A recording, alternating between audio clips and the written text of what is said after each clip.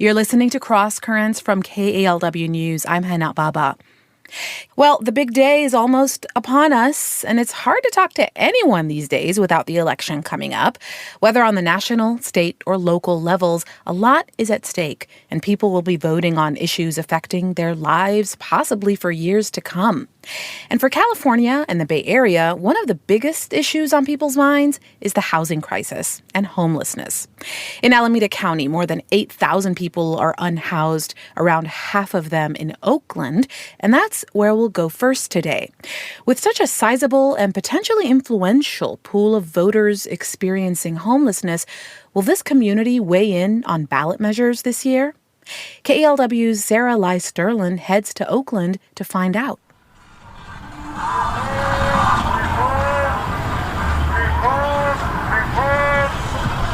It's around 11 a.m. and it's a Saturday morning at the 2200 block of the Wood Street homeless encampment in West Oakland. I'm here because I want to find out whether some of the city's estimated 4,000 homeless people will vote. There's a lot at stake for them this year. For example, there's a sales tax measure designed to fund homeless services in Alameda County. There's also a state proposition that would allow cities to enact rent control. I find Tina Harvey, a resident, standing outside the van she lives in. I'm tired of the rats. I can't stand them. And it's like everybody under the sun starts dumping over here because, they seen one person doing it, so they figure everybody can do it. Like everyone else in Oakland, Harvey is fed up with the piles of trash in her adopted city. On this street, there's piles of abandoned furniture, clothes, and other junk. I ask her whether she knows about Measure RR on the Oakland ballot. If passed, it could increase fines for people who dump trash on the streets, including near Harvey's van. No, I didn't, but thank you for letting me know. She does plan to vote this year. She does every election. She's 49 years old and she's been homeless for the past 7 years. She gets her ballot mailed to her dad's house in San Pablo. Since I was legal age to vote, I've been voting. They're going to follow through or not, one way or another, but at least my opinion is going to be heard. She's in favor of Alameda County's Measure W. It's a proposal to raise $150 million a year for homeless services.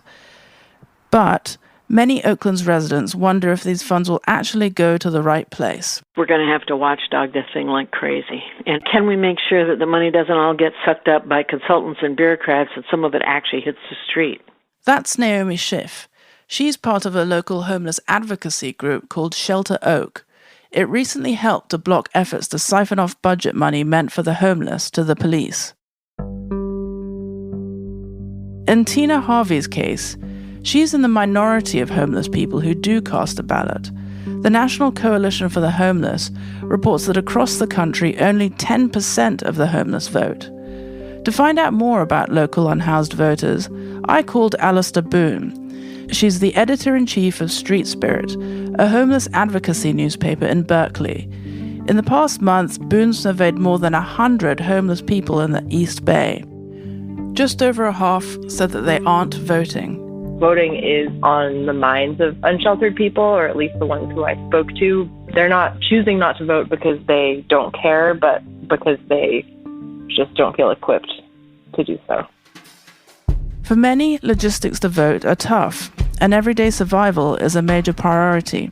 People also said they didn't want to vote because being homeless was kind of a full-time job, and they just didn't feel informed enough about the candidates running to vote.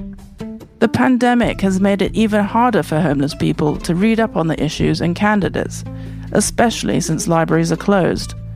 But there are efforts to make things easier. Alameda County's Healthcare Services Agency serves more than 3,000 homeless people. Here's the agency's David Modersbach. We help people get access to mailing addresses because you need a mailing address to register to vote. In addition, they're doing Zoom presentations about what's on the ballot and handing out a nonpartisan voter guide. Just try to get information out there, get resources out there, and mobilization to help give the opportunities for people experiencing homelessness to be able to exercise their right to vote. Even the Oakland A's baseball team is pitching in. They're donating bus passes with directions to help the homeless get to voting locations. That gives people a last-minute opportunity to vote.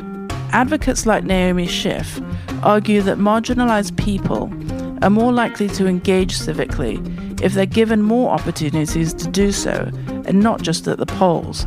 You want to instead include them in decision making because they will be useful, and it also trains people's muscles for independence.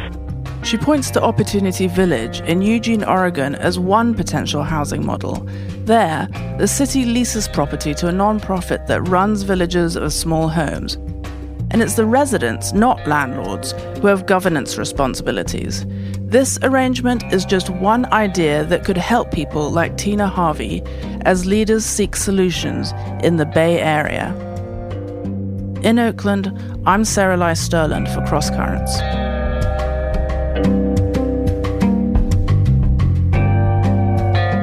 Thanks, Sarah. For more information on how to vote if you're experiencing homelessness and more information about your ballot, go to KALW.org.